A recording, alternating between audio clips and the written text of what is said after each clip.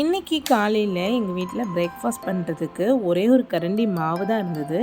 இதை வச்சு என்னடா பண்ணலான்னு யோசிக்கும் போது தான் சரி ஓகேன்னு சொல்லி எனக்கு ஒரு ஐடியா கிடச்சிது. நான் இன்றைக்கி இந்த ஒரு கரண்டி மாவு வச்சு என்ன பண்ணேங்கிறத தான் உங்களுக்கு நான் சொல்ல போகிறேன்.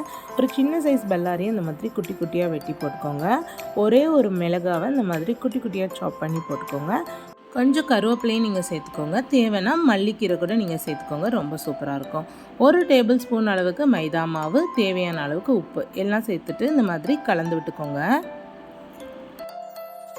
கொஞ்சம் கொஞ்சமாக தண்ணி சேர்த்துட்டு அந்த மாவை நம்ம கலந்து விட்டுக்கலாம். அதிகமாக தண்ணி சேர்த்துட்டோம்னா ரொம்ப தண்ணி ஆகிடும்.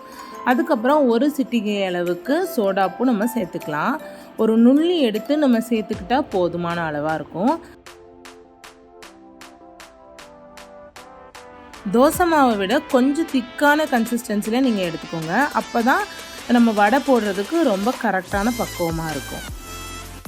எண்ணெய் சூடானதுக்கப்புறம் இந்த மாதிரி ஸ்பூனை வச்சு குட்டி குட்டியாக நம்ம வடையை போட்டு எடுத்துக்கலாம்.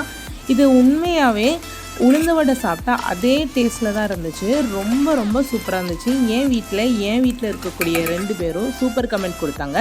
உங்கள் வீட்டில் இருக்கக்கூடியவங்களும் நல்ல கமெண்ட் தான் கொடுப்பாங்க. கண்டிப்பாக இதை உங்கள் வீட்டில் ட்ரை பண்ணி பாருங்கள். ட்ரை பண்ணி பார்த்துட்டு எப்படி இருந்ததுங்கிறத மறக்காமல் நம்மளோட கமெண்ட் செக்ஷனில் சொல்லுங்கள். நம்ம வீடியோவை தொடர்ந்து பார்க்கறதுக்கு easy recipes by Nargis subscribe பண்ணுங்கள்.